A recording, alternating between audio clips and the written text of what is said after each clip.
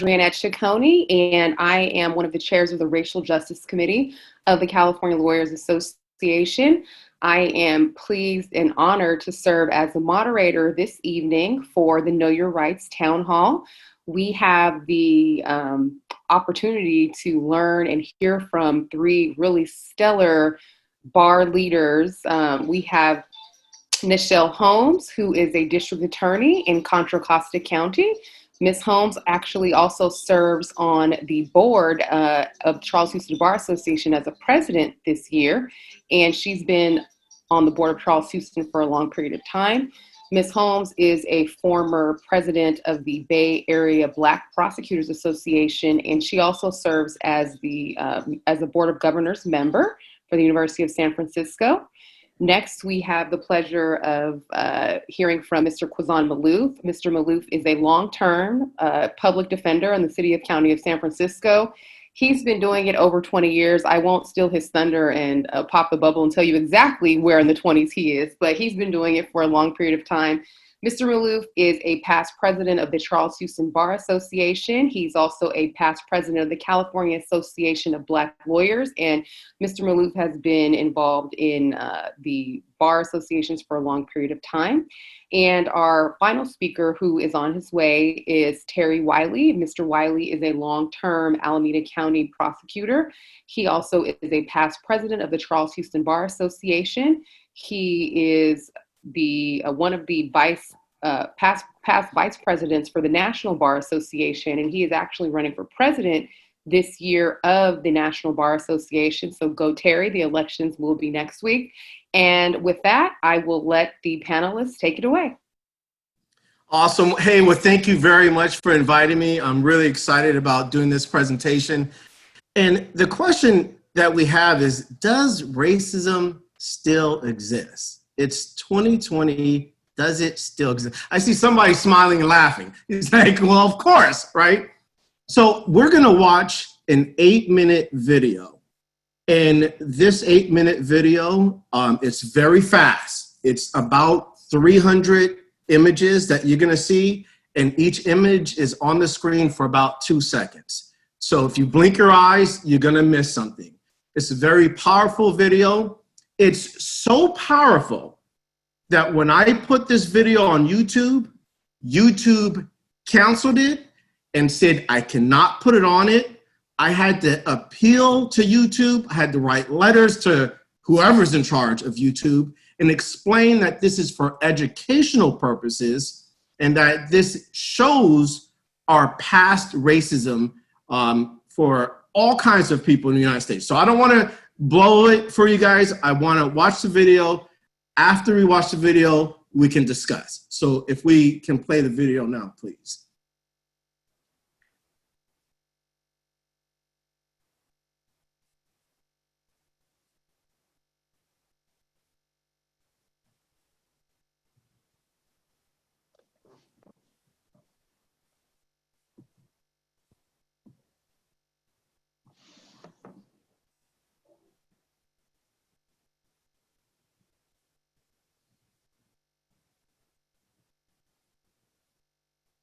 There's no audio.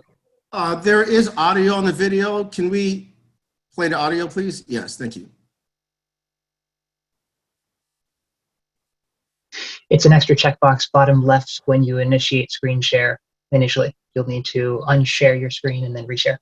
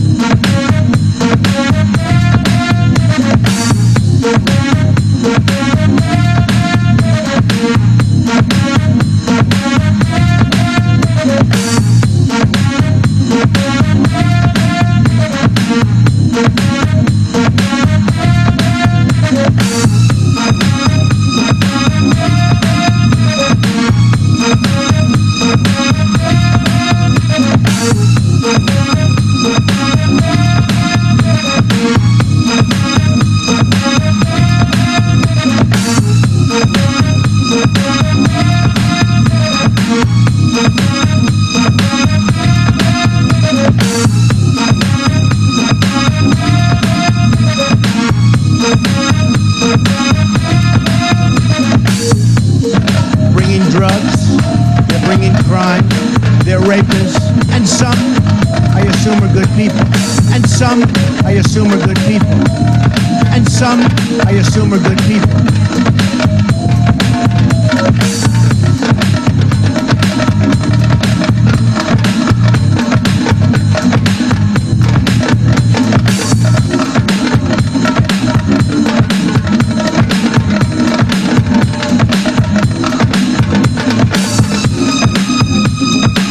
And I say segregation now, segregation tomorrow, and segregation forever. Segregation forever. Segregation forever.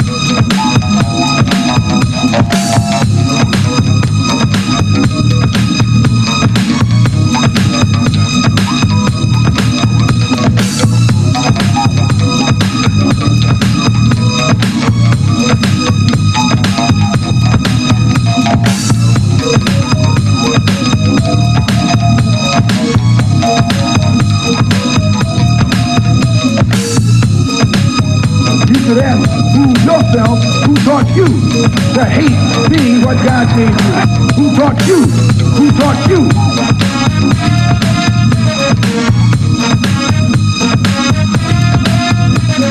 Adele, how would you like to go to work for me? Yeah, yeah.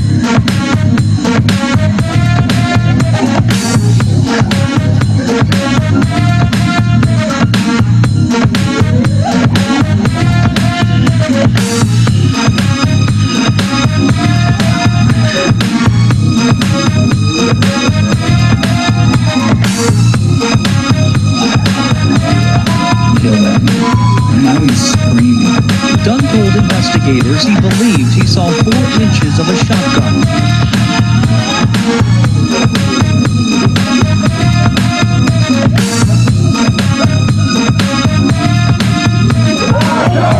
Demonstrators were on the street. Weeks since Michael Brown was shot multiple times. Agreed by a judge just moments before, after 35 years in prison. After 35 years in prison.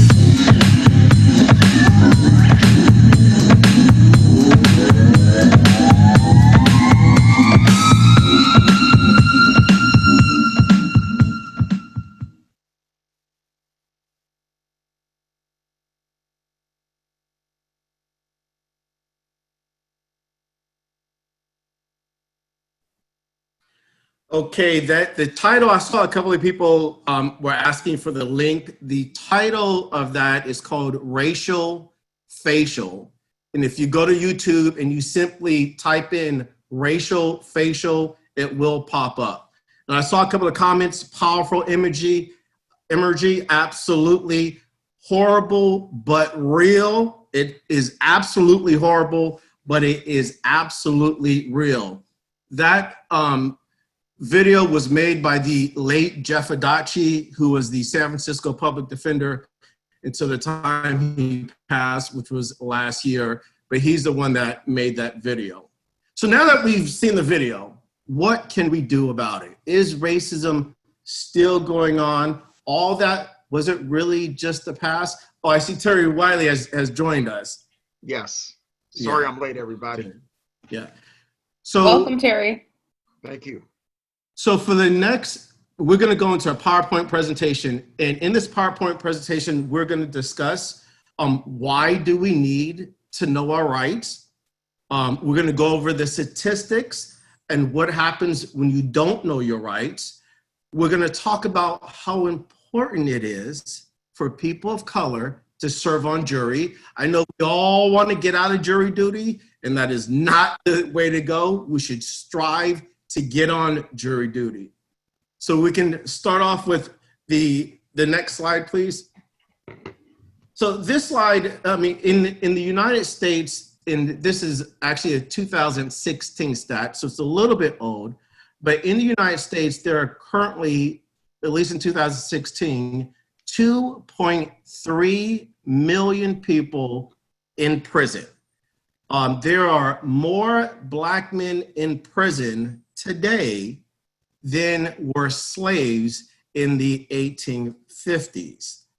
In 1860s, legislation was passed and created new crimes and new laws just to keep slaves. Can we go to the next slide, please? And the 13th Amendment, which is obviously still alive today, 13th Amendment was an amendment that abolished slavery.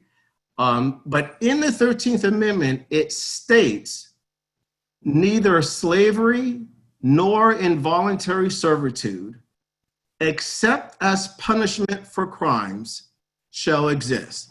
That amendment is still in the books and is just as powerful of the first, second, third, fourth, fifth amendment. It still survives today. So even today, you can still have involuntary servitude, but in the 1860s, they created crimes specifically for involuntary servitude. And one example is truancy. They created that just to keep young Black kids in involuntary servitude. Next slide. Currently, there are 745,000 Black males incarcerated in the United States. That is more than 9 separate states combined of their total population, which includes India, Argentina, Lebanon, Canada, Japan, Germany, Finland, Israel, and England. So before we go to the next slide, I like to keep it interactive as much as I can.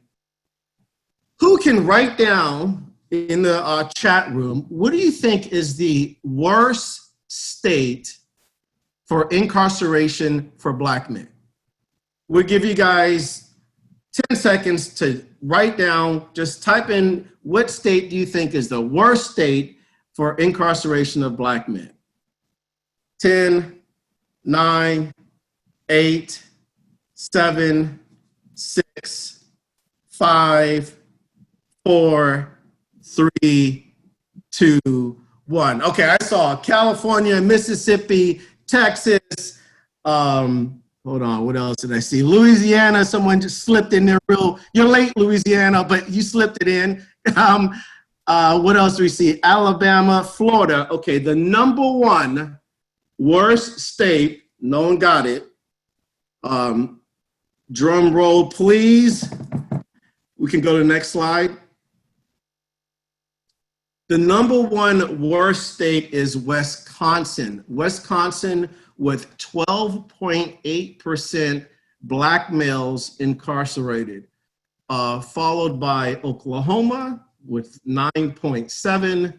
Then there's Iowa is next, with a tie with Pennsylvania. California is the 5th state with the worst incarceration for Black men with 8.6%. Then there's Indiana, Louisiana. Texas is number 8. Surprise, surprise. Kansas is number 9, and Colorado is number 10. Believe it or not, Mississippi doesn't even hit the top 10. So next slide, please. So for every one white adult convicted, there are 10 Blacks and 2 Latinos that are convicted. And when we look at that system, we have to say there must be something wrong with the system. This says 1 out of every 3 Black Americans born today can expect to go to prison in his lifetime. I have a family of 5 Black men. There's 6 kids total, 1 girl and 5 boys. And can you imagine when we're born, my parents thinking at least 2 or 3 of us, according to this statistics, are expected to go to prison or be on probation in our lifetime. And every 1 out of every 6 Latino males, meanwhile, it's 1 out of 17 white males that will be incarcerated. Terry, you can jump in if you wanted to, but next slide, please. Okay, and that just shows you the disparity group. For every 1 white male, you have 10 Black males, almost 2 Latinos, and a half of Asian Pacific Islanders that are convicted. So the question that we have is why? Either you believe that Black people, Black males, are just inherently dangerous people and we like to go out and commit crimes, or there must be something wrong with the system. Especially in San Francisco, the Black population is now about 3 or 4%, yet the Black jail population is close to 50%. So either there is something wrong with the system, which obviously I'm gonna say there's something wrong with the system, or we just inherently like to commit crimes. And that's when we talk about implicit bias. Let's go to the next slide. Well, let me jump in here for just Quizan. You know, I know you're about to talk about implicit bias, but I think the problem is deeper than just implicit bias. I think that there are systemic drivers, what we call systemic drivers, that is in part of the problem with our criminal justice system. And some of these systemic drivers are driven by implicit bias, but at the same time, it's also a problem in that the systemic racism that exists within the criminal justice system just permeates the whole system. I mean, from the point where a police officer contacts an African American to the point when they go into the courtroom, and some of the biases that are so pervasive that they become systemic. So I think that is one of the big problems with our criminal justice system. And now the problems behind that, one is the lack of diversity within many portions of the system. I think that the systemic drivers that cause so much of the disparity, I think wouldn't be as pervasive if we had a lot more diversity along the line. Thank you, Terry. And can we actually scroll down, I think 3 slides down where it says the science of implicit bias? Okay, yes. So we're going to talk about the science of implicit bias. But before we do that, I'm going to give you an example of implicit bias. I mean, what is implicit bias? We know what overt racism is. We all know that. But what is implicit bias? So true story, a few years ago, I represented a young woman. I forget exactly what her name was, but it was something like Chantal Jackson. So based on the name alone, we can probably imagine what Chantal Jackson's race was. Chantal Jackson committed the horrible crime of breaking her boyfriend's flower pots. Yep, that's right. She was mad at her boyfriend. Can I jump in really quick? Oh, So why can we know? Why do we know what Chantal Jackson's race is? Why do we think that we know that? Very good. That's because of our implicit bias based on her name. Okay. Based on her name. So she has a black name then. Exactly, because she has a black name. Okay. And I tell you, once you hear more of the story, you'll figure out.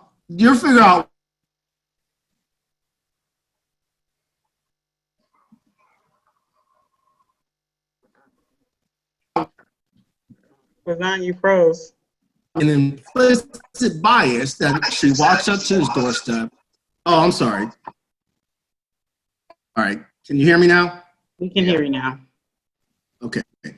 Chantal Jackson was mad at her boyfriend. She went up to his doorstep and she broke about 4 or 5 flower pots. They charged her with felony vandalism. She can now spend up to 3 years in prison for breaking her boyfriend's flower pots. I was doing the pretrial conference, so I'm in the back chambers with the judge, and I'm explaining to the judge that Miss Jackson is 26 years old. She's never been arrested before. She's currently in college. And the judge said, well, how much were the flower pots? And I said, I have no idea. They're flower pots. They're not Chinese vases. They are flower pots. And normally when you buy the flower pot is free. So there is nothing. And there was nothing in the police report to indicate the price of the flower. So I said, I won. They can't prove it. I won. Let's just reduce it to a misdemeanor and let Ms. Jackson fight it out in the misdemeanor land.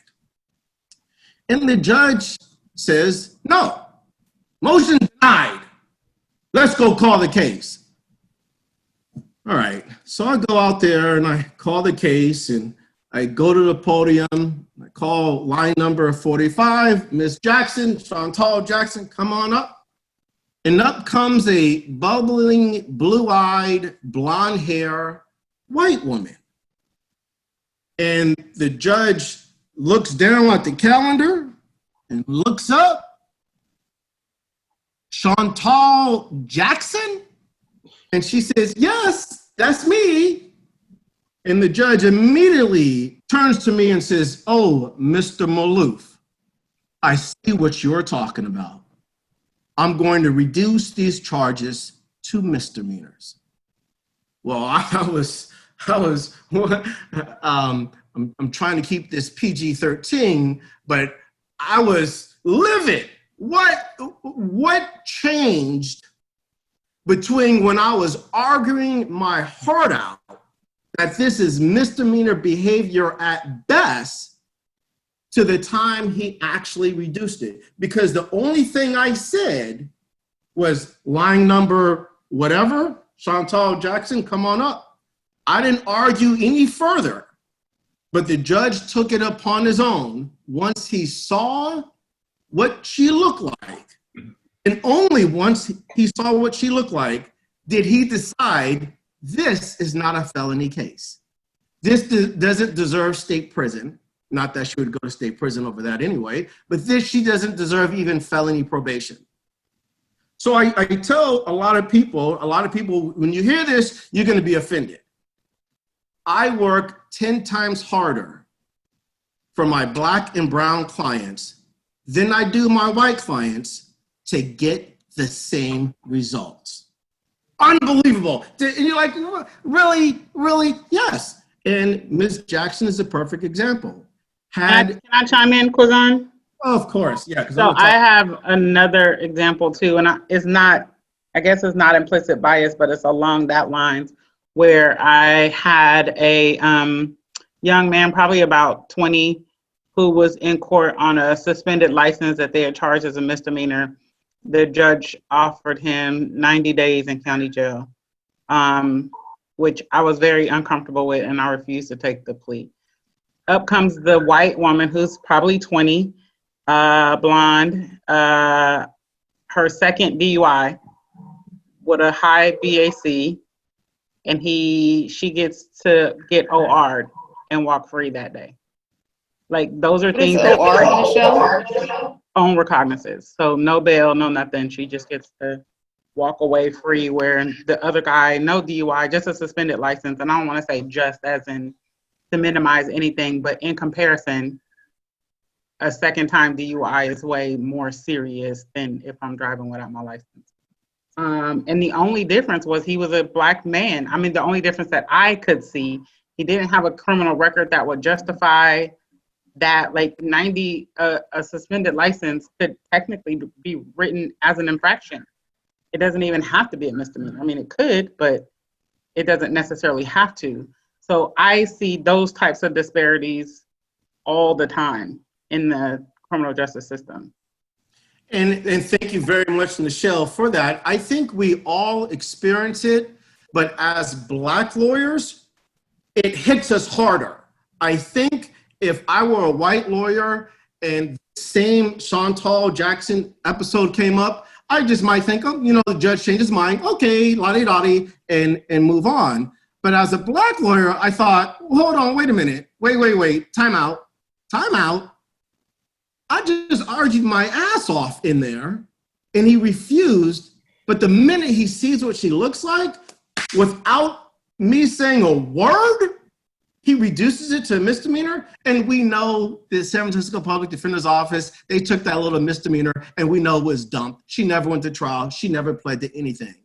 But so thank you, Michelle, for that. I think what we all must do as lawyers is open up our minds a little bit more and actually look for the implicit bias. And let me tell another story, then we'll move on. But I have to say this, because it's not just the judges, the lawyers, it's also our jury. And we have our very educated jury. So I represented a man. He was a serial rapist. I say he was a serial rapist because he had 7 prior rape convictions, admitted to 13, but convicted of 7. And the DA's office thought, maybe right, maybe wrong, he was also a serial murderer. I'm representing him on a rape murder. So as we're doing voir dire, and voir dire is when we are picking the jury and we're trying to see if the jury is right for this case, we're letting the jury know they're only going to know about 3 of his prior rapes, not all 7, definitely not the 13 he admitted to. And so the jury is learning about his 3 prior rapes, and they know this is a rape murder. And I'm talking and I'm trying to, I just want a fair trial. That's all I want. Are you going to look past all that? I just want a fair trial. And a physician raises his hand and he wants to approach the judge. Okay, sure. Okay, he wants to say, and the judge says, come on up. And immediately, I get up and the prosecutor gets up and we go to have a little sidebar, and this juror, physician, says, no, just me and the judge. Okay, normally we don't allow that, but okay, whatever. And as I sit down, I hear this physician. Oh, by the way, my client was a 72-year-old white male. Okay. We knew he wasn't a black male because if he had 7 prior rape convictions, he would still have been in prison. But anyway, that's besides the point. So my client was a 72-year-old white male. And this physician, once he gets to the judge's bench, I hear him in a very low tone, but loud enough for me to hear, "I don't like the black guy." So I do one of these. I look behind me to the right. I don't see any black guys back there. I look behind me to the left. No black guys back there either.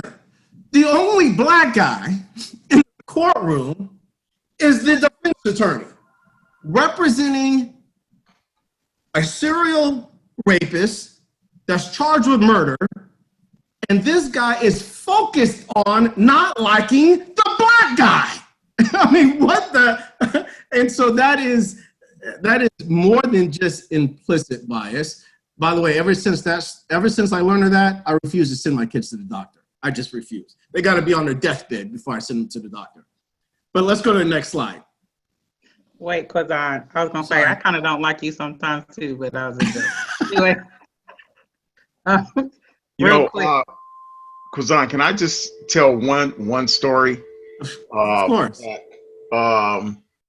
Because I think that this is something that I think everybody can relate to.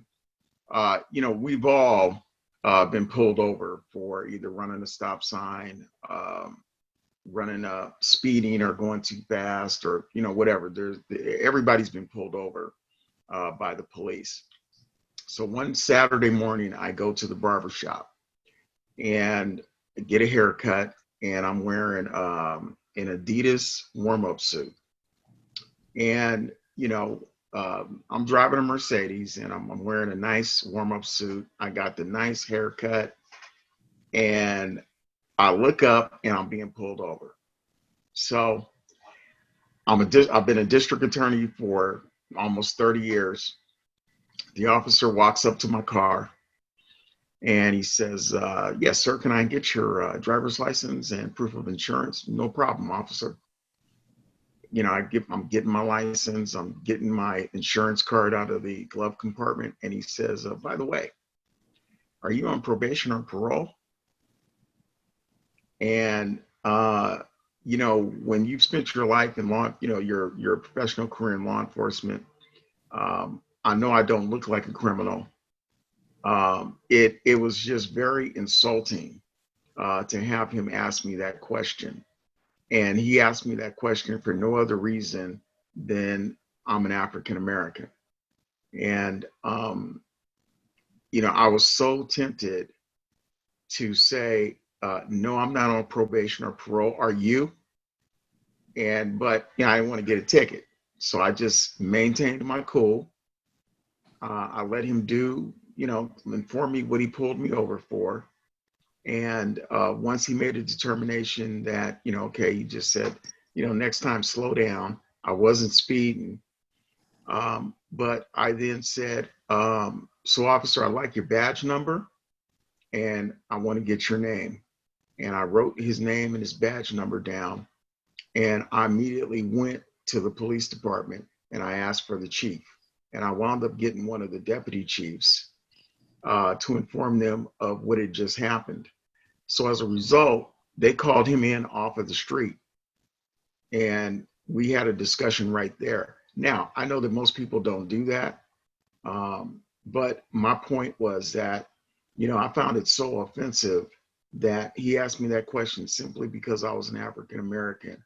And, and I think many times with law enforcement, and in particular, a lot of these are kind of training issues. Somewhere along the line, his training is that, it's okay to ask any African American that you pull over if they're on probation or parole. So anyway, I just wanted to make that point that despite being, 30 years in law enforcement, the indignities that African Americans have to deal with on a daily basis it can be very pervasive. And thank you very much, Terry, for that. But that shows that it starts with the police department, it continues with the attorneys, it goes to the judges, and it goes to the jury. Speaking of the attorneys, this slide, it says this is I believe it's a Harvard study that you can go online today and do. So one study showed that defense attorneys in death penalty cases paired pictures of white-skinned faces with stereotypically good words and paired bad words for black faces. The study also found that 88% of US attorneys are Caucasian. And so the next, somebody put it down there. Thank you very much for the Harvard implicit bias link. Thank you very much. If we can go to the next slide. So this is actually what it looks like. And when you take this, and I really encourage everyone to take this, you can take, I think they have about maybe 10 different studies on race, on sex, on ageism, all kinds of issues. It's about 10 different tests. And it only takes a few minutes to take it. And what you're supposed to do is you would see an image and you would click as quickly as you can, good, bad, good, bad, good, bad. So I really encourage people to take that test. And the test is yours. No one else can see it. But the reason why I encourage you to take that test is because we have to look at ourselves to see what implicit biases that we may have so we can acknowledge biases we have and move forward, because only when we recognize our biases can we do the best for our clients. But if you don't even recognize your bias, then you may not be working 10 times harder for the clients that you should be working for to get the same result. And thank you again very much, Ellen, for the link there. Thank you. Quizon, can I just talk real quick about how it kind of shows up in real life in jury selection? Of course. We know that historically, or just in my experience, let me say that if I have a jury pool of 200, I might have 8 African-American jurors in the pool. So I'm already starting with not that many to choose. I had a case, it was a life case, and there was a young African-American man in there, and through voir dire, we discovered that he had been falsely arrested and spent 5 months in jail, but he was innocent, and he was later cleared and got out. Everyone would think that he would be automatically booted just because he has a bias against police. The reality of it is, almost every African-American man has had some kind of encounter that's negative with the police, right?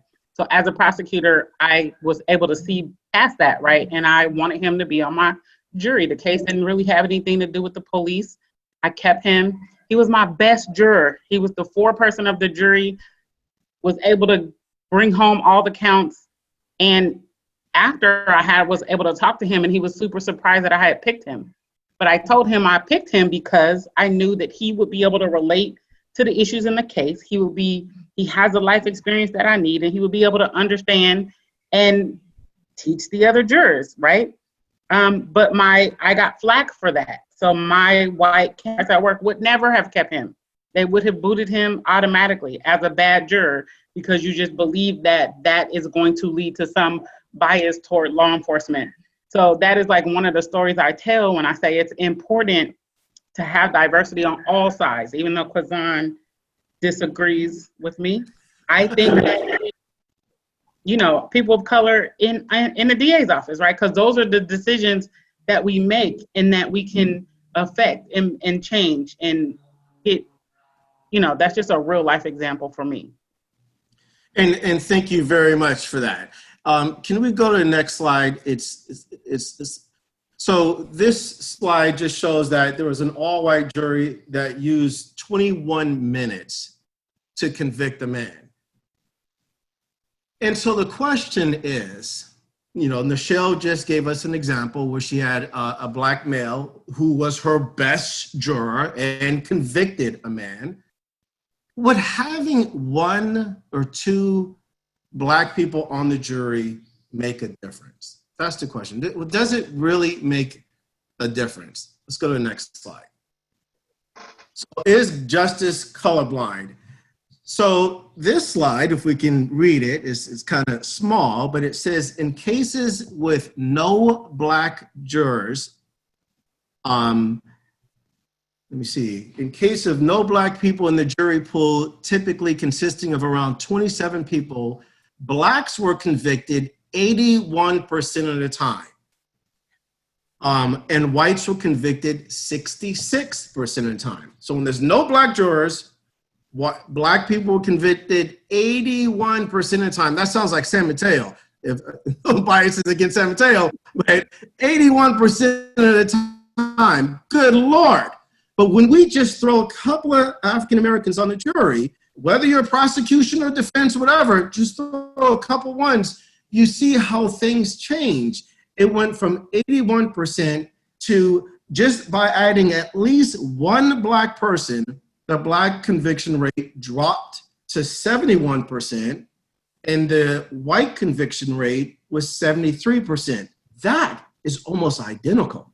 That's very close compared to 81% and 66%.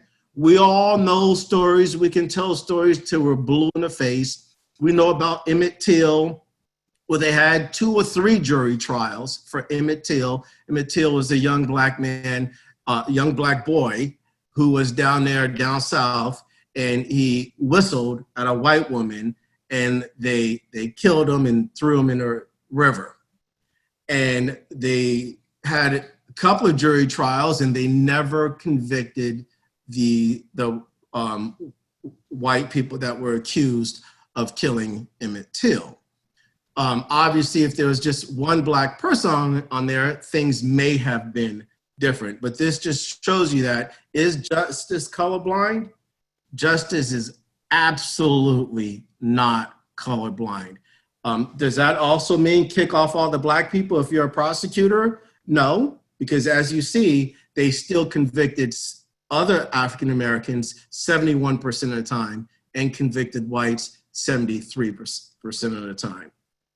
Does anybody else have anything to say? You know, one thing I want to add is, you know, 30 years as a prosecutor, one of the things that I've had to, over the years, educate prosecutors in my office is I've had to get them to understand the African American community, and the biggest point is this, is that, you know, many African Americans have had negative experiences with law enforcement. But if you separate the negative experiences with law enforcement and you just look at the African American community as a whole, it tends to be a fairly conservative group of people, in that they want the same thing that everyone else wants. They want a safe community. They want a community where their kids can go out and play without having to worry about them being, you know, injured or accosted by someone. You know, they want to live in a safe environment. But when it comes to the criminal justice system, they feel that, you know, they believe in fair play, and they want to make sure that despite someone being charged with an offense, that the person is being treated fairly. So what I've told them is that, you know, the African American community wants what you want, but if they're on your jury, they're going to hold you to your burden, which is to prove the case beyond a reasonable doubt, because they have many times been on the receiving end of, you know, the negative aspects of the criminal justice system. And I think that just my presence in the district attorney's office has had an impact on many of our white prosecutors, and just having those open discussions with them, and showing and teaching them that, you know, do not fear a black juror, because you know, black jurors want the same thing that everybody else wants. Yep. And we talked a little bit when Terry told her story earlier, how implicit bias starts with the police department. And that reminds us of the next slide. Let's go to the next slide. So racial profiling. When I was a young attorney, I had everybody in the San Francisco Police Department knew I had a love-hate relationship with the police. I loved to hate them. they knew that. And I would not hold any bars. And, you know, one judge back then, we're talking about 10, 15 years ago, maybe even longer, our supervisors would ask the judge, what do you think about, you know, Mr. Maloof? And one judge said, Mr. Maloof has a 60s mentality towards the police department.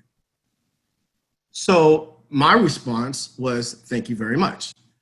Jeff Adachi's response, who was the public defender, was quite different. Jeff Adachi called me into his office and said, I hear you have a 60s mentality towards the police department. And I said, I absolutely do. And at that point, he gave me a raise and a promotion. So he did the right thing. And the police officers that I had a 60s mentality with went to prison. All three of them in San Francisco. I'm sure you guys heard of the Henry Hotel. If you haven't looked it up, look it up. It's called the Henry Hotel. And these police officers were stealing from clients, and they were caught on video. And I've been saying this for years, but no one's listening because I got a 60s mentality. No one's listening, but we finally got it on video. But what we also got is the next slide. Are the text messages. You guys remember this from back in the day? This is the San Francisco Police Department, from one police officer to another. Do you celebrate Kwanzaa? I guess that's supposed to be Kwanzaa at your school. And the response was, yeah, we burn the cross on the field. We celebrate whiteness. These are San Francisco police officers. These are the people that stop and detain people, that arrest people, that charge people with crimes. These are the people that can try to get the DA to file felony charges versus misdemeanor charges. These are the people. Next slide. So this is one police officer to another. We got two blacks at my boys' school, and they are brother and sister. Because their dad works for the school district, and I am watching them like hawks. Really? Really? Okay. And then we can go through a few more. Let's hit the next slide. All right. And this is one, I hate to tell you, but my wife's friend is over with their kids and her husband is black. Oh my gosh. If it is an attorney, but I think he's trying to say, but he's an attorney, should I be worried? And the response was, get your pocket gun. Wait, time out, rewind. Black male attorney, that's me. And he's saying, get your pocket gun, keep it available in case the monkey returns to its roots. Oh my goodness. It is not against the law to put down an animal. Well said, says the response. These are San Francisco police officers. And I got a 60s mentality? You may have to kill one of the half-breed kids too. Don't worry, they're an abomination of nature anyway. Then it goes on, and you can read what it says. It talks about Yolanda Williams. Yolanda Williams was a high-ranking African-American female police officer. They talk about her, and they talk about, well, you can read it for yourself. So now we're going to go into more of the know your rights, and we're going to talk about the job of a police officer. So I think Terry has the next slide. Can we hit the next slide, please? Yes. So, you know, what is the job of a police officer? I mean, I think some of the natural responses are, well, they investigate, they respond to calls, and in those investigations, they try to locate witnesses, and if they locate a witness, they try to determine if the witness can make an identification of the perpetrator of the crime, or we typically get the response, what is the job of a police officer? To protect and serve. You can go to the next slide. Well, you know, one of the things when me and Quizan and Michelle normally do these programs, you know, who we try to actually get to are the kids, because we want the kids to understand how to interact with police. And so one of the things we ask them is, what do kids do on a daily basis? You know, they walk to their friends, they drive to the movies, walk to the store, walk home from school, window shop at the mall, although that's becoming less of a something that they do, and they hang with their friends, and of course they talk and text. You know, these are the kinds of activities that most kids engage in on a daily, weekly basis. And these are the kinds of activities that most of them are engaged in when they're contacted by the police for whatever reason. Next slide. So, can the police stop you if you're texting, if you're walking to the mall, if you're walking to your friend's house? You've done nothing wrong other than engage in those activities. Can the police stop you? Next slide. Well, let's ask the question. If you're walking down the street and an officer contacts you, what should you do? What's an unwise response? What's the best response? Well, Quizan, since you're the liberal public defender from San Francisco, what should they do? I love the way you describe me, the liberal public defender from San Francisco. And I say yes, yes, and yes to every bit of it. So the question is, what should you do? You're walking down the street and a police officer contacts you. What should you do? Well, the first thing you should do is simply say, am I free to go? And if the response is you're free to go, then go. Don't say another word. Go. What's an unwise response? You know, unwise response is I'm going to be honest, is anything other than that. You shouldn't be talking to the police at all, period, because in the end, the only thing that whatever they say is what the jury's going to believe. Whether it was recorded on body camera, whether it's not recorded. So the best thing to say is, am I free to leave? If the answer is yes, what do? You leave. If the answer is no, you sit there quietly and you listen. And that's what it says. Am I free to leave? That's what the last line says. Am I free to leave? Now, what is an unwise response? And I tell many people this all the time. If you've done nothing wrong and the police contact you, don't run. You know, do not run. There are some people that when they see the police coming, they will take off in a sprint. That is generally a mistake. So that's an unwise response. And it is like Quizan says, the best thing to do is to ask them, am I free to leave? So, you know, Terry, you're absolutely right. never run, because even when the police do not have probable cause, by fleeing alone gives them probable cause. But, you know, I was watching on YouTube, obviously I like to watch YouTube, and I was watching, I don't know if anyone has ever seen this, but it was a young, maybe 10-year-old black kid playing basketball by himself in his driveway. And you see him playing basketball, he's shooting around, and then you see him look down the street, and you see him quickly hide behind a parked vehicle in his driveway. And he just stands behind the vehicle. And then you see the car coming by. It was a police car. And as soon as the police car gets out of view, the kid starts playing basketball again. So a lot of us, a lot of African Americans don't want to be involved with the police for whatever reasons. And some of us tend to run. But by running, by itself, in and of itself, gives the police probable cause to stop you. You know, let me tell you a quick story. I was at a law enforcement type event, and I'm sitting next to a white CHP officer.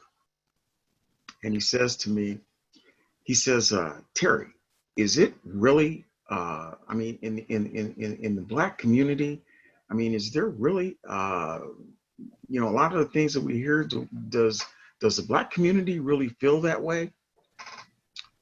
And this is what I told him.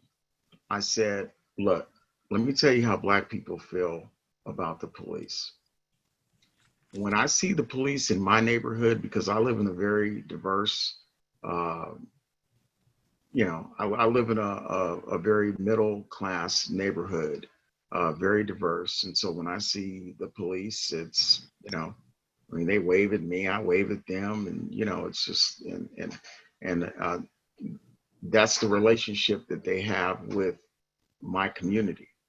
I said, but in most African-American communities, when they see you drive through their community, they do not think you're there to help them. They think you're there to get them. And you can go to African-American communities all over this country, and that's a feeling that you will get in most African-American communities. And Quazan, I saw that video that you're talking about, and that is a prime example. That kid couldn't have been no more than 8 or 9 years old.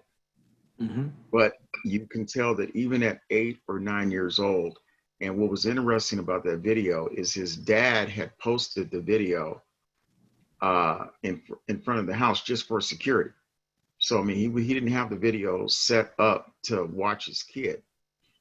And the dad is the one that actually found the video and was stunned because the dad had never had any kind of discussions with his kid that gave him the impression that his son felt that way. And that's why it became a viral video, because the dad was given the commentary on the video. And so even at 8 or 9 years old, something has happened with that kid that has led him to conclude that the police are not there to help him. And that is one of the things when we talk about the reforming our criminal justice system, reforming policing. See, those are the things that we need to really address when it comes to law enforcement. Yeah, and I see we do have a question from, it looks like Novella. Thank you very much. And she's saying there's a Massachusetts High Court decision holding fleeing alone doesn't necessarily give rise to reasonable suspicion because of racial profiling. Are there cases like that in California? Well, yes, there is. There's a brand new case out of California that came out this year, 2020. Unfortunately, I don't remember what it is. I don't have the site, but it does pretty much mirror what the Massachusetts High Court says. But let's be real. Let's just be real.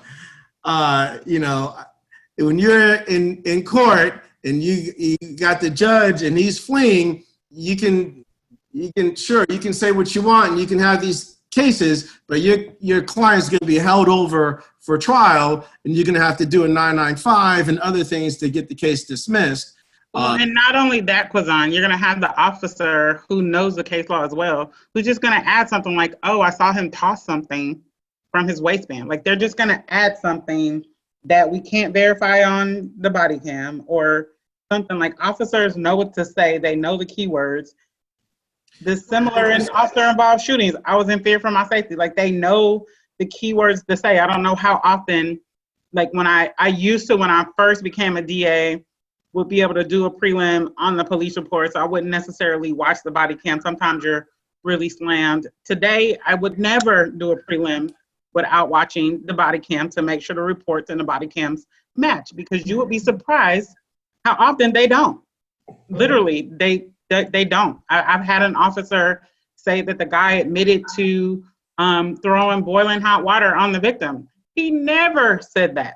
He was like, I don't know how that happened. I'm like, where did you get that from, officer? He's like, I don't know. I think maybe my partner told me that, and I just kind of conflated the statements. Excuse me? So even though you have that case law and it's there, the officer could easily add something that makes the fleeing plus that I was in a high crime area, he fled, and I saw him throw something in the bushes. Then now you got your EC. Nichelle, one of the questions was, do the officers watch the body cams? On average, no. And that's why we have to watch the body cams to confirm that they support what the officer has written in the report.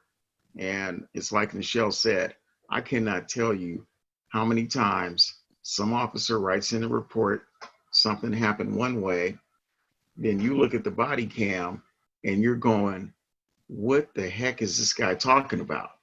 This didn't happen at all. So you do have to watch those body cams, and the officers rarely ever watch the body cams, because it's just like many of you, when you get off work and you head into your car to go home, you're leaving everything else kind of behind you. They do the same thing when they come in off their shifts. They hand in their body cams, and those body cams get downloaded, and they're hitting the freeway to go home. Well, and quite honestly, do we really want them to watch the body cams? Do we want them to be able to we want them to write the report based on their recollection? I don't necessarily want them studying the body and being able to see that they did something wrong or fix it, or, you know what I'm saying? I want you to write it from your memory, but your memory, I would imagine, should be close to the body cam or similar, or. At one point, San Francisco police officers were not allowed to watch body cameras at all. But just recently, I received a couple of police reports. Well, I know the sergeants who write the chronological report, they do watch the body cam. But we got to move on to the next slide, which is investigative contacts. Terry, you want to talk about investigative contacts? Yes, well, investigative contacts typically occur when officers are called to a scene for a burglary, a robbery, and they're then attempting to locate witnesses. Did anybody see this? And so many times you'll have officers arrive to a crime scene, and there are people, coming out of their houses. People are gathering around, and you will see officers contact individuals. And so the question is that if you're contacted by an officer who is merely conducting an investigation, do you have to talk to the officer? Next slide. And so if you're stopped for questioning, do you have to give your name and show a driver's license? Well, no, you don't. If you've done nothing wrong, you don't have to give your name or show a driver's license, but you may be arrested. And even though the arrest may be illegal. So one of the things that I like to tell people is that there is the black letter law, but then there is the law at 2 o'clock in the morning when it's just you and the police officer. And you can follow the black letter law and you can say, officer, I don't have to show you anything. I don't have to give you my name. but you might be waking up the next morning in a jail cell. So what I tell people is that regardless of the circumstances, if you're stopped by law enforcement, the best thing to do is cooperate. If they ask you for your license and you have your license, give them your license, because you can avoid being arrested. And I don't know what's your opinion of that, Quizan. Well, so we're specifically talking about investigative stops. In investigative stops, you are absolutely right. I agree. You do not have to give your name. You don't have to give a driver's license. You don't have to give anything. And your best response is, as always, am I free to leave?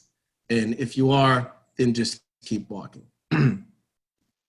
So the next one is, if you are stopped, do you have to answer the officer's questions? What is an unwise response? What is the best response?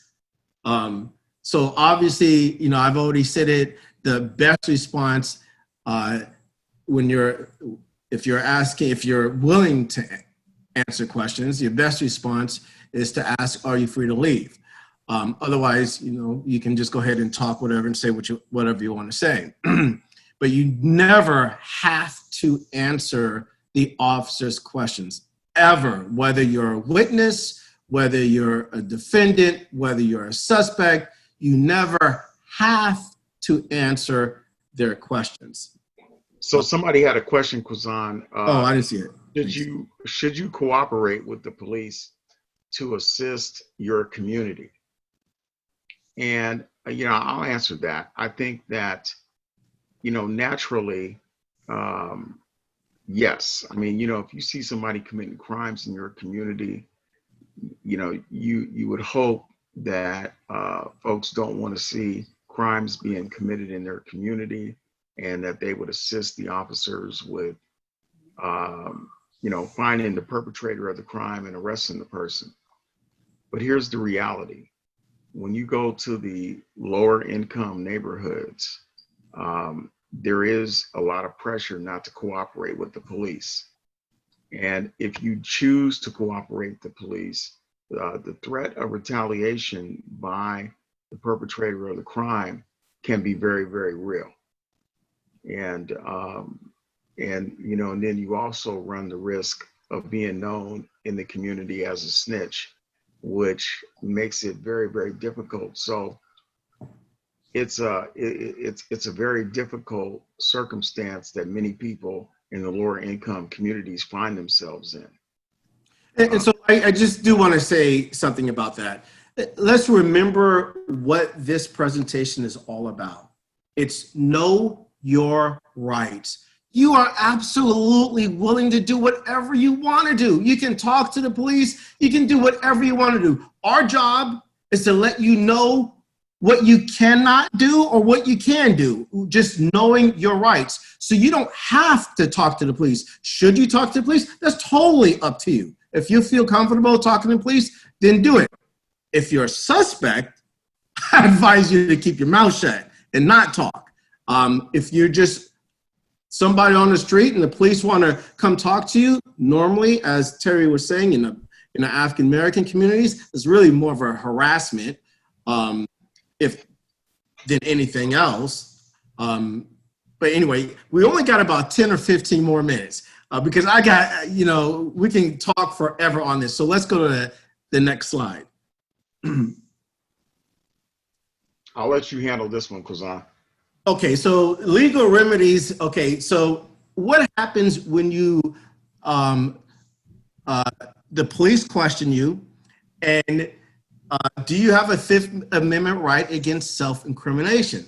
Well, absolutely you do. This is saying pretty much that you have a right to be quiet and not say anything else. You do not have to incriminate yourself. I think we've known about the Miranda Laws, and they apply. A lot of people, my clients say, hey, I was never read my Miranda rights. They only apply if you're in custody and being interrogated. If you're out on the street and the police approaches you and they're not arresting you, your Miranda rights do not apply. You have to be in custody In custody means now in handcuffs. If you're in handcuffs, I can consider that in custody. And if the police are questioning you, they need to read you your Miranda rights. What happens if they don't read your Miranda rights? Then your statements, whatever you say, they may be thrown out. Next slide. If you're stopped for questioning and you don't want to answer questions, are you free to leave? If you've committed no crime, then yes, absolutely, you're free to leave. And again, we've said this over and over and over. The best practice is simply say, officer, am I free to leave? Now that's obviously if people believe that they are suspected of a crime. If you don't believe you're suspected of a crime, you can talk, you can say anything you want. But the best response is, am I free to leave? Lately, I've been telling people the best thing to do is record.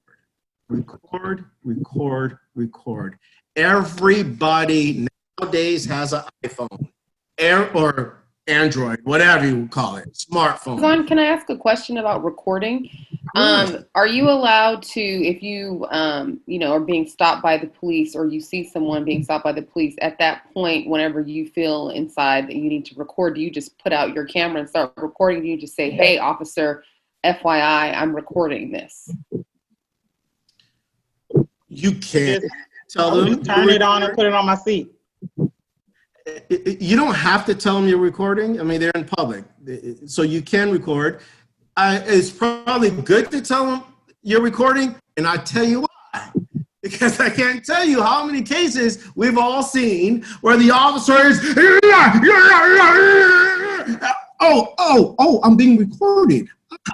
Sir, please step out of the vehicle, sir. So their persona changes 180 degrees once they realize they're being recorded. I do have cameras that I keep stationary in my car that are running all the time when I'm in my car. And I just do that for the fun of it, not really for police, but I just do it for the fun of it. And they've come in handy. And when I was driving my motorcycle and I got hit by a car, they come in handy for insurance purposes. But I do always say, if you're approached by the police, you should be absolutely feel free to record. It is legal to record. It's not a problem. Somebody just says, yes, there's apps that you simply can say, hey, Siri, I'm being pulled over. I just said that, and now Siri is recording me on my phone.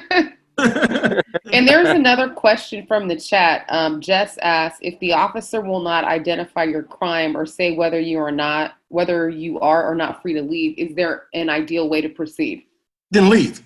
I mean, if you ask, am I free to leave, and they don't respond, then leave. Just walk away. Because that means you are free to leave. No officer will ever not respond to that question if you're not free to leave. So if you ask an officer, am I free to leave? And they say, I need to ask you some questions. Am I free to leave? I need to ask you some questions. Am I free to leave? I need to ask you some questions. Just walk away. Just walk. So, Kwazan, what if you then go to leave and the officer puts his hand on your shoulder? Okay, that's when we go to the next slide, I think. Okay. Well, that's not when we go to the next slide, but we're going to do this. So if an officer puts his hand on your shoulder, that is called a detention. Once an officer touches you, you should consider you are not free to leave. And that is called a detention. This is no longer an investigative stop. At this point, you need to stop. All right. So let's scroll down to the next slide after this. Okay, one of the questions. Just another. Oh, Terry, do you want to take that question? Yeah, one of the questions is what if the officer takes away your phone? Oh. If the officer takes away your phone, I think that Kwazan would be able to come into court and indicate that his client was being detained. because there's some level of force that's being used to take your phone, and that would give any reasonable person an indication that they're not free to leave, because you would not be expected to leave without your phone. So if they take your phone, you're being detained, which now takes it to another level. Because now if you're being detained, the officer needs to be able to articulate probable cause for the detention. That's absolutely a detention. I mean, once they take your phone, I mean, sure, they can tell you you're free to leave. What are you going to do? Leave without your phone? Right now, our phones, there's nothing that exists that's more private than our phones nowadays. We have our calendars in here. We have phone numbers. We have all kinds of emails and confidential things. No reasonable person would feel they're free to leave when an officer takes your phone. I always tell my young clients that everybody should have a lock on their phone and have your phone locked so they do not erase videos. But thank you. Do you want to go to the next slide? Okay, so what if an officer wants your phone's password? They just ask you, hey, what's your phone password? Do you have to give it to them? Absolutely not. I'm not asking you, Nichelle. I'm asking everybody else. Somebody tell me, do you have to give an officer your phone's password? Well, Nichelle would have gave it to us. Absolutely not. No way, no how. I don't think they can even get your password with a warrant. They surely will never get my password, even if they have a warrant, because they don't have a warrant for my mouth. So if you want a password, you better go to Apple and get it. But unless that warrant says I have a warrant for Quazon Malouf's mouth and what's inside his brain, which we know no warrants exist like that, you are not getting my password. I will never, ever, ever, for any reason, give a police officer the password to my phone number. And just so we're all clear, the current state of the law recognizes that phones are our most private things, and that even if you get arrested, they cannot search. They can take your phone and hold it, but they cannot search your phone without an additional warrant for that phone. And it has to be specific to what you were arrested for. And even if you have that and you come across something totally different, or a probable cause for something totally different in the phone, then you got to write another warrant for that. So the courts have recognized that phones are our most private possessions. They recognize our right to privacy in our phones. Yes, and so somebody's asking, what about fingerprint on your phone? Because a lot of people have fingerprint.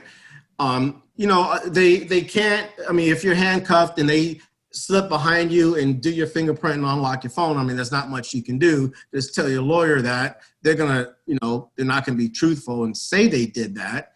But, you know, that happens. Also, you know, there's a lot of people can unlock their phones by simply looking at their phone, which can cause problems because all an officer has to do is say, is this your phone? Guess what? You just unlocked it, right?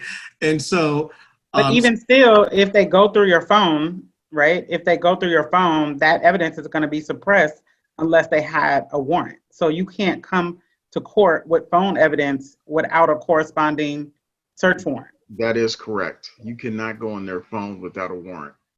Right. So it could be unlocked or anything. But when they ask you, can I search your phone? Then the obvious answer is no, right? Because then if you say yes, you're giving them quote unquote consent. They should even still get a search warrant, but don't give them consent because that is the way around it. Yeah, thank you. All right, can we go to the next slide, please? We're running out of time, so let's do the next slide. Okay, we can do this. Okay, so if you're stopped for questioning, these are the things you do not do. Don't disrespect the officer. Don't run away or physically resist the officer, and do not lie. I always say, like I always said, the best thing to do is not say anything else. But if for some reason or another you are talking, do not lie. So now we're going to go into stop and frisk. Terry, you want to take stop and frisk? Yes. As a general rule, officers, if they stop you, and they can frisk you. The law recognizes that some areas that officers operate in, especially at night, can be dangerous, and they find that it is not unreasonable for them to frisk you for weapons. So you can be stopped and frisked if the officer is, I think particularly at night, or in an area that is recognized as being a dangerous area. And if you are a woman, no, you cannot be stopped and frisked. And generally with a woman, they will call another female officer to the location to conduct any kind of a frisk of a woman. So, okay, we have to be careful because I'm not going to agree with Terry on that one. They need reasonable suspicion to stop and frisk you. Back in New York, 10 years ago or whatever it was, there was this stop and frisk. But this is not New York. This is California. They cannot just willy-nilly stop and frisk you just because it's late, just because it's at night, just because you're in a bad neighborhood. They have to have some reasonable, articulable suspicion. In other words, they must be able to articulate why they're stopping and frisking you, and not just. I agree with that. I agree with that. Stop and frisk you. Yeah. So we're going to stop at 6:30. So we got about 4 more minutes. We probably should. I see some people have questions. Maybe we should go into question and answer now. Yeah. Okay. So someone saying, don't physically resist. What does that entail? Resisting arrest can be pretty broad. Well, you ain't lying. Resisting arrest is extremely broad, but it ultimately comes down to what a reasonable person believes is resisting arrest.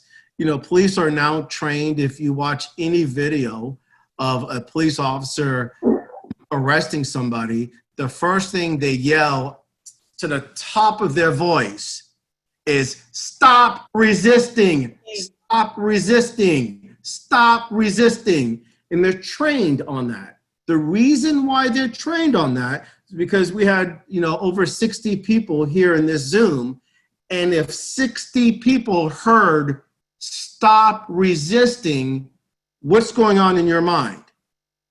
He's resisting. Whether he's resisting or not, in your mind, you're thinking, you're hearing "stop resisting, stop resisting." You're hearing it numerous times, and that's what police are actually trained to do in order for other witnesses to say, well, he was resisting. I heard "stop resisting." He must have been resisting. All right. So on to that point, can you, if you are stopped by a police officer, can you say, "I'm not resisting arrest"? Is that something that you should say and make it, as loud as possible, so that if the police are saying, "stop resisting," you're saying, audibly, "I'm not resisting, I'm not resisting"? Beautiful. Thank you. Thank you. Yes, yes, and yes. You say it louder, and if they say it 5 times, you say it 10 times. "I'm not resisting. I'm not resisting." And you just say it and say it until you're blue in the face, until you can't breathe anymore. Well, hopefully you can breathe. But you just keep sometimes saying. I've seen it described in police reports that'll say he's not actively or violently resisting, but he's tensing up his muscles like they're trying to handcuff him, right? And so you're not. It's described in a way where you're not really going to be able to see it on the body cam, right? So he's not flailing or anything, but he's tensing his body in a way that is preventing us from putting handcuffs on him. Have you ever seen that, Quizon? Absolutely. I see that countless times, but I ignore that because, first of all, they're usually not charging them with resisting arrest if that's all they have. He's tensing up. If I see a 148, which is resisting arrest, and that's all there was, a tense up, I mean, you're going to get tense up just being handcuffed. There's automatic reaction. If someone's twisting your arm and putting it behind your back, you're gonna give a little bit of tension. It's just automatic. Well, and what I want to say real quick too about that is, to me, where my perspective comes in handy in those types of situations is sometimes they are resisting, but sometimes they're just tired of being contacted every day for no reason. If an officer stopped me 2 times a week, I'm probably gonna have a bad attitude. If he stopped me for something that I feel like is bull, I'm probably gonna have a bad attitude. Like, I just got a slick mouth already anyway, right? So a lot of times young African-American men are just tired of being stopped for no reason. So sometimes they do say the wrong thing. Sometimes they do have bad attitudes because it's out of frustration for always being contacted because of the way they look. And the question I have is in the chat, do you have a right to tell an officer not to touch you? The person says, I see video after video of officers pushing, pulling, bumping into people, reaching into cars as they see fit without arrest, but it seems like such a violation of a person's agency over their own body. Well, it is a violation. I mean, like I said earlier, in my opinion, anybody who's physically touched by the police, I consider a detainment. They don't need to touch you. I mean, they can ask for whatever they want to ask for, and you can say whatever you want. You can say yes, you can say no, you can do whatever you want. But once a police officer lays hands on you, that is called a detention, which kicks in other rights, because you can resist unlawful arrest. Yes, you can. So if it's an unlawful arrest, and we've seen a lot of videos. I just saw one today, black man was buying a bicycle from Walmart for his kids, for one of his kids. He had the receipt. For some reason or another, they stopped him. He was definitely resisting, but I'll win that all day long. He had a receipt for the bike. It was an unlawful arrest, and you may absolutely resist the unlawful arrest, but be careful because you might get a broken bone while resisting, unfortunately. Well, I just want to mention, the one situation that can get very dicey is our car stops, because of all the things that officers do over the course of their shift, are car stops. And car stops are probably the most dangerous for them because it's a vehicle, weapons can be hidden. And so they're always a little more cautious when they approach a vehicle. But the other day I saw a situation where African-American guys pulled over, and he's taking the advice of Quazan. He's, am I free to leave? He's like, I'm not resisting. And the officer is saying, sir, I need you to step out of the car. I'm not resisting. Am I free to leave? So he is kind of stuck on, I'm not resisting. Am I free to leave? And the officer is stuck on, sir, I need you to step out of the vehicle. And then the guy says, officer, I'm taping this whole exchange. So the officer says, sir, I'm going to give you to a count of 3 to step out of the vehicle. I'm not resisting. And it just goes on like that. And you can see the officer's temper is rising.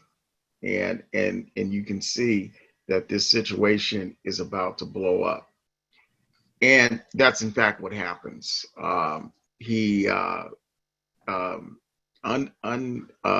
hooks the seatbelt of the gentleman, and the next thing you know, you just hear grunting and wrestling, and he's yelling, I'm not resisting, and they're yelling, put your hands behind your back, put your hands behind your back. I'm not resisting, and it just kind of turns into kind of an ugly situation. Now, in that circumstance, that can be very dicey. I mean, he could have just pulled him over for running a stoplight, but if he sees something or feels something is not quite right and wants the individual to step out of the car, Quizan, does the officer have that right? For officer safety. For officer safety, they think they have the right to do anything for officer safety.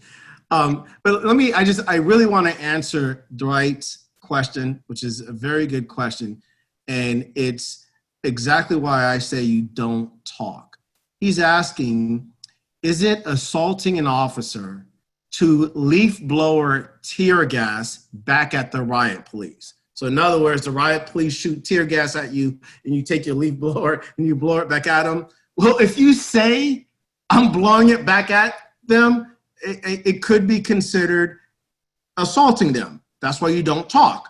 But if you say I'm just blowing it away from me and away from all these other people, and we got kids out here, we got elderly people, we got people with asthma out here, we got people that can die from that stuff, then that is obviously not an assault. So it's very important. That's why I say don't talk, keep your mouth shut, let the attorneys handle it, wait till you're able to think, because we get so agitated, we get so mad, and we want to say things, and we're like, yeah, you shot it at me, so I blew it back at you. Oh, well, thank you. That might be an assault.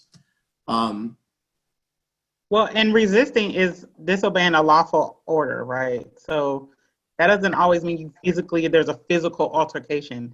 That can just sometimes mean them giving you a lawful order and you not following it. To leave, a lawful order to leave. I've never seen a leaf blower at a protest, though. Hey, maybe you should start bringing them, right? Show up ready. Yeah, I think that's all we have. I mean, I don't know. Thank you guys very much. There was one more question. What if the police say you look suspicious or you fit the description? How do you respond to that? Keep your mouth shut. And at that point, it's probably obvious you're being detained. So you can say, am I free to go? If you fit the description, you're probably not free to go. So at that point, that's your cue to stop talking. Because as prosecutors, we use what you say against you. And there's certain investigatory questions that don't require Miranda. And they are informing you that you're a suspect. Absolutely. And, I think we've said it 100 times here, am I free to leave? And if you are free to leave, what do? You leave. End of story. You don't continue to communicate. And there are officers can tell you to get out of your car. It just depends on the circumstances. I could craft a bunch of circumstances where an officer would be legit in asking you to get out the car. I'm going to say out on the street is probably not the right time to fight or buck against the officer. Mm-hmm. Have your recording going. Make sure you get names and badge numbers, and then call Quizan when you get out, when you bail out.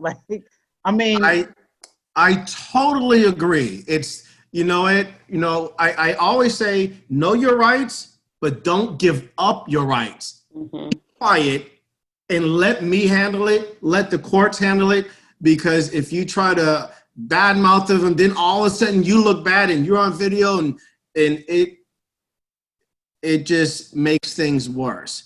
One of the reasons we do these programs is, and we tell kids this all the time, that at 1 o'clock in the morning, that's not the time to claim your rights, because at the end of the day, your parents want you to get home safely. And so, we want you to get home safely. So cooperate so that, you can go home and you can fight another day. Well, and not just our kids. I mean, two of the most prominent defense attorneys here in the Bay, Quizan and Adante Porter, have been stopped by police and treated You know what I'm saying? So it's not just terribly, and that's what Adante spoke at our first town hall. Exactly. So it's not just that. It's just you have to know your rights. You have to know the situation, and you have to understand that out on the street, if you try and resist or fight or assert your rights at that moment, it could cost you your life, especially if you're a Black man, right? So the best thing to do if you're unsure is to say, am I free to leave? That's the key. If they tell you you're not free to leave, stop talking. If they take you and arrest you and you're under arrest, say you want to talk to your lawyer, period. That cuts off questioning. They can never come back and talk to you again. If you say, I would like to consult with my lawyer, period. If you say, I don't want to talk, I don't want to answer no questions, they're going to wait a couple hours and then come back and talk to you. Because that's and I should say, yes, I've been stopped by the police twice. Yes, I got paid a big time twice. I can't disclose how much because I signed an agreement not to disclose how much. But this tells us everything we need to know. We know how expensive college is. My kids would be going to college for free. So, and the reason why is because I'm smart enough to shut the hell up and record. And that's all I do. The first time was so many years ago, there was no recording, but I didn't go blabbing, I didn't say anything. And I ended up suing the police after they detained me. And the second time, you guys can read it, it's all in the newspaper. Just Google me and you'll see it. And I recorded them. And the funny thing is, they knew I recorded them. And once I filed my suit, they called me and asked me for the recording. And my response was, you will never see the recording if the police tell the truth. You'll only see it if they lie. Well, at that point, they thought I was lying. They thought I didn't record it. And so so now I'm filed a claim against the county. This is Alameda County Sheriff's Department. And we're doing depositions. And I'm sitting there. And as I'm sitting there, I couldn't believe, first of all, I couldn't believe the police report. Just flat out lies. Just flat out lies. And I couldn't believe that these cops are sitting up here lying in my face. And as I sat there doing the deposition, I went from this, very mad, to this. Why? Because that case wasn't worth shit until they started lying. Because now I'm thinking, these idiots don't realize I got a video. They just don't realize that. And now the case becomes worth money because now they're caught in the lies. But anyway. Okay, and Quazan keeps rushing, but ain't nobody rushing out here but you. Sorry. Hold on. I just want to tell. Go ahead. We have some questions. One story. Okay. I just want to tell one story about the Know Your Rights. And I am an avid teacher of Know Your Rights, and I go all over and I just kind of talk about it in my daily life. I teach my kids, I teach my son's friends, and we always have these Know Your Rights kind of discussions. So every time I see them, we talk about, okay, what you gonna do when the police stop you today? Because you don't have no tail lights, you're smoking weed, and you getting pulled over today. So let's role play. So I always role play with them about police. So this particular time, I posted on Facebook about my role playing Know Your Rights with my sons and his friends. And I also commented on the Exonerated 5 documentary that we saw, or the Central Park 5, right? I was kind of upset about that, and I commented on that. And I talked about my passion for teaching Know Your Rights to young Black men, because in the documentary, had any of them said they wanted to talk to a lawyer, it would have cut the questioning period, right? A white person in my office, and I work at the Contra Costa District Attorney's Office, screenshotted my Facebook post where I said that I was afraid, as a Black mother, I'm afraid that my son will have law enforcement contacts, so I don't let him ride around in the car with his teenage friends because I'm too afraid for him to have law enforcement contact. They screenshotted that post, sent it to every POA, Police Officers Association, in the county, and complained that I was unprofessional for posting on my personal Facebook page about my son in law enforcement. The president of the DSA, which is the Sheriff's Association in Contra Costa, contacted my office to make a formal complaint about me in my Facebook post. And now I have like this target that all the investigators in my office were upset with me, wanted to have a meeting, wanted to discuss. So even those are just, and that is not a microaggression, that's a like macro aggression, right? So even as we have these conversations, even as a Black woman, like we're still experiencing overt racism, overt aggression, as we talk about these very real issues and what I consider to be my everyday lived experience in raising an African-American male. So I just wanted to talk about those things. I wanted to kind of put that out there for a lot of people. The initial question was, does racism still exist?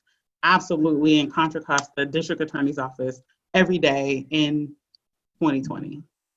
Thank you so much for sharing. And about microaggressions, we are actually cooking up a program entitled Microaggressions in the Courtroom. It will be sometime during the first week of August. And we are also cooking up another program called Microaggressions in the Workplace. And, to keep this super short, I will share that we, as the Racial Justice Committee, not everyone is happy about the work that we're doing. So we received some aggression. I don't know if it's micro or macro, and I'll keep it super short, but aggression is real. And in spite of aggressions, we all have to, continue to remember that racial justice is not a political issue. It's a human rights issue. Killing people simply because of something that they cannot control, which is the color of their skin, is not okay. It's not okay in 2020. Segregation is not okay. Racism is not okay. And so we have to, as attorneys, we have a special charge to make sure that we are working to eradicate and dismantle racism. And fair is fair. And so we have to be fair and we have to be just. And it's up to us. Thank you. Yes. And, I'll say this from the perspective of a prosecutor. I am always willing to speak up about what is right. I give speeches all the time, and because I've been in the district attorney's office since 1990, anybody that has been prosecuting during the 90s all the way up until the mid 2000s, you were part of the over-incarceration of many, many people. And I think that you have to admit your complicity. Now, it doesn't mean that, I enjoyed it, because many of you probably on this call or on this Zoom, you may be young in your careers. And when you're young in your careers, you kind of just go with the program because you're just trying to make it from point A to point Z on a daily basis. And so, you are trying to survive within the system that you find yourself in. But then as you grow and you mature, you have a lot more time in the system, and hopefully you move up the ladder. You can have a lot more influence with the system that you found yourself in. And because I know that in my case, and I'm sure it's happening with Michelle's just telling you the story that she goes through. In my case, I took over our juvenile division, and the first thing I did was I said, okay, take me on a tour of the jail or the hall. And so we're walking through the hall, and all I see are African-American and Hispanic kids. And I go, well, wait a minute, they're only 25% of the population in Oakland. And, why is there only African-American kids in here? And, and there are, and as the head of our juvenile division, I began to address the disproportionality of the juvenile hall. And Now, one of the things I did find was that in Alameda County, for example, in the area of out in like the Pleasanton, Dublin, Livermore area, you know, in that area of the county, they make it a point of that, yes, their kids do some of the same thing that the kids in Oakland do, but they make it a point to try and keep their kids out of the system. So they've set up an apparatus for, you know, the kids to get counseling, family counseling. I mean, there's a lot of different things that they do to try to keep the kids out of the system. And so my point is that, you know, you can have a huge positive impact on the criminal justice system the longer you're in it. You know, I think that even when you look at Quizan has had a huge impact, although he's over in San Francisco. So, hey, no chief. The DA's office is the visiting team over there. But anyway, you know, I think that if you're going to be in the criminal justice system, you have to grow. And if you want the system to improve, you cannot live within a system and not acknowledge the disproportionate impact that the system has on one group of people, and operate in the system and not want to foment change. And so I hope you understand my point. Absolutely. Well, with that said, I want to thank our panelists. Special thank you to the panelists for your time. You guys are super busy. I mean, Terry is running for president in, you know, less than a few days. So thank you so much for your time. Thank you for your energy. Thank you for being candid, for being frank. And thank you everyone for joining us. We are still in a pandemic, so I hope everyone continues to stay safe. And we actually have a program next week on Monday on intersectionality, where we will be looking at race and the LGBTQ plus community. On Thursday, July the 30th, we will have our accessing police discipline files webinar at 5:30 p.m. That's not to be missed. And we have a few really interesting programs that we're cooking up. So thank you all for coming. Does anyone, Ellen, do you want to add anything? No, just thank you all. Remember that we have an entire page on our website devoted to all of this important Racial Justice Committee work and resources. If you're with other bar associations who are doing programming in this area, please send it to me and we'll get it up on our site. And all of you are welcome to join our racial committee effort, regardless if you're a CLA member. This is such important work, and we're proud and honored that we're able to proceed collaboratively and together to make a difference in this important work. So have a good night, everybody. Have a good night. Thank you Thanks, all. everybody.